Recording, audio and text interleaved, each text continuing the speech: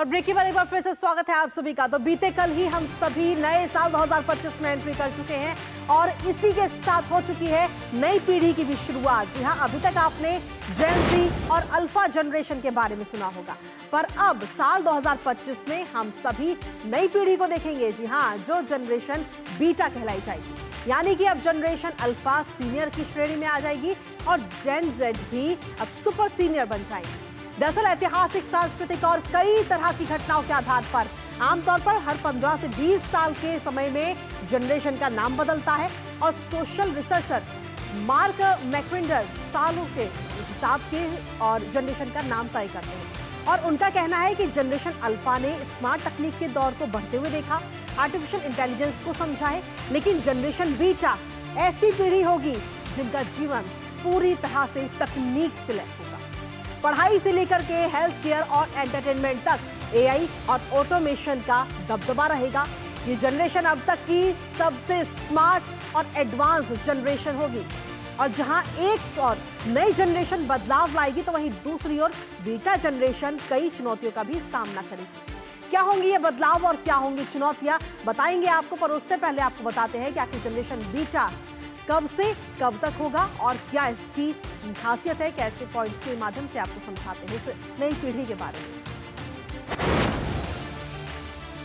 तो generation beta क्या है वो इस वक्त आपको बता रहे हैं। साल 2025 से पैदा होने वाली पीढ़ी जो है वो जनरेशन बीटा कहलाएगी और जो कि कहीं ना कहीं कुल मिलाकर अगर हम देखें तो इससे पहले वाली जनरेशन का नाम अल्फा था और अब जो ये बीटा जनरेशन है वो एक कदम और आगे होगी, तकनीक से पूरी तरह से लैस होगी, एआई होगा और साथ ही अगर हम कहें तो इतिहास में एक नए युग की शुरुआत कहीं ना कहीं अब हो चुकी है।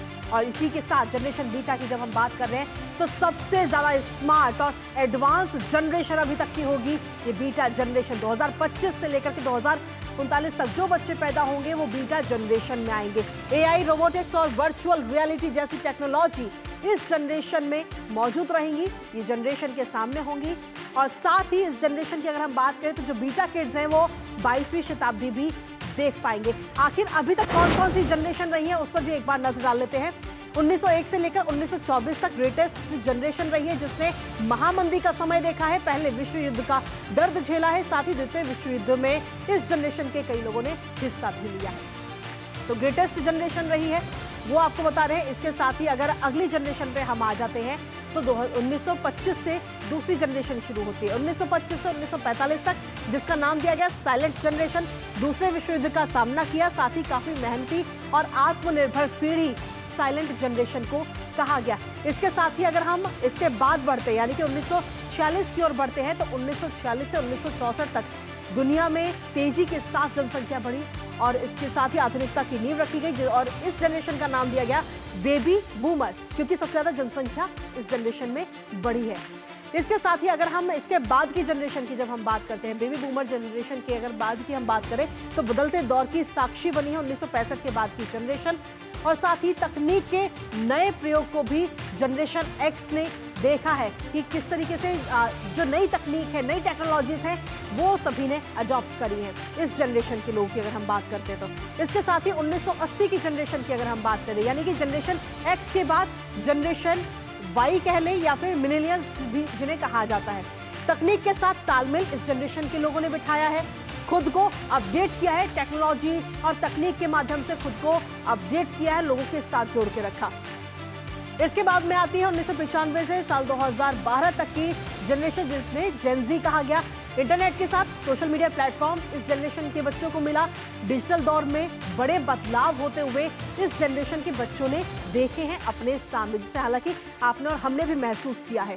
और इसके साथ ही 2012 के बाद 2013 से 2024 तक जनरेशन अल्फा आया और उसके बाद में जन्म के साथ सोशल मीडिया और इंटरनेट इन लोगों को मिला है, साथ ही पूरा परिवार भी सोशल मीडिया से जुड़ा हुआ रहा है जनरेशन अल्फा का।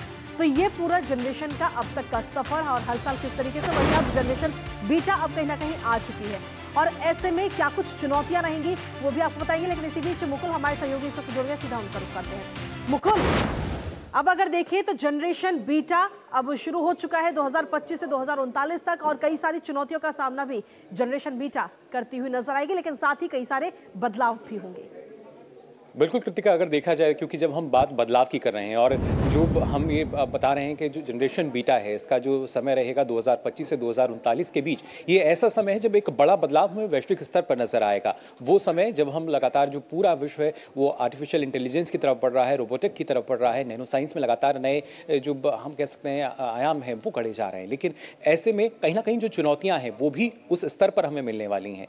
ना सिर्फ हम अगर बात करते हैं ग्लोबल वार्मिंग की बात की जाए और तरह की कई चुनौतियां, उनका सामना जाहिर तौर पर करना पड़ेगा। और लगातार आर्टिफिशियल इंटेलिजेंस को लेकर भी कहा जा रहा है कि जिस तरीके से इसका उपयोग किया जा रहा है, कहीं ना कहीं इसमें समस्याएं या जो चुनौतियां हैं वो भी बढ़ सकती हैं। तो जो बीटा जनरेशन है उनके लिए मुश्किलें भी जाहिर तौर पर नजर आने वाली हैं और कई मायनों में उन्हें खुशनसीब भी माना जा रहा है कि एक बड़ा बदलाव जो है तकनीकी तौर पर वो ये जो जनरेशन होगी बीटा जनरेशन वो देखेगी। लेकिन इससे पहले भी जैसे आपने भी बताया ग्राफिक के जरिए जनरेशन एक्स की बात की जाए, जनरेशन वाई, जेड या इसके बाद अल्फा की हम बात करें, लेकिन अब जो बीटा है उसमें ये बड़ा बदलाव हम सबको नजर आएगा। वैश्विक स्तर पर हम ये बड़ा बदलाव देख सकेंगे कि कैसे पूरे खासतौर से जो युवा हैं वो मादा रखते हैं एक नई दिशा देने का, और उसमें भारत की भूमिका भी अहम हो जाती है। जिस तरीके से अब तक हमने देखा है भारत में आर्टिफिशियल इंटेलिजेंस को लेकर लगातार काम किया जा रहा है, या पूरे जब हम विश्व की बात करते हैं तो जो एक विश्व गुरु बनने का मादा भारत रखता है और जो एक नई राह पूरे विश्व को दिखा रहा है, तो आने वाली जनरेशन के लिए ये जो बीटा जनरेशन जो हम समय बता रहे हैं 2025 से 2039 के बीच काफी महत्वपूर्ण रहने वाला है।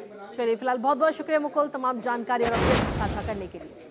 तो कुल मिलाकर देखें तो जनरेशन बीटा की शुरुआत हो चुकी है और ऐसे में ये जनरेशन बीटा कई मायनों में खास और लकी भी साबित होगी, क्योंकि अब एआई का दौर एक तरह से हम देखें तो शुरू हो चुका है। लेकिन जहां एआई का दौर शुरू हुआ है इसी के साथ इसके नुकसान भी होंगे, लेकिन डिपेंड करता है हमारी जनरेशन बीटा पे कि वो इसका सदुपयोग करेगी या दुरुपयोग।